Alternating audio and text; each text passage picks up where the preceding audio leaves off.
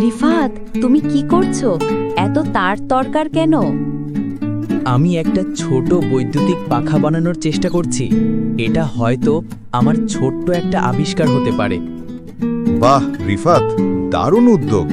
জানো তো, পৃথিবীর বড় বড় আবিষ্কারও এভাবেই ছোট থেকে শুরু হয়েছিল।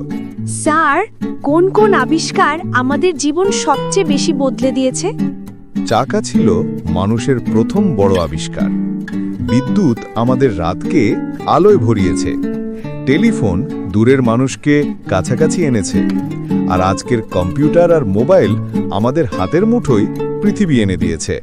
ও, তাহলে আমার ছোট্ট পাখাটাও একদিন কাজে লাগতে পারে।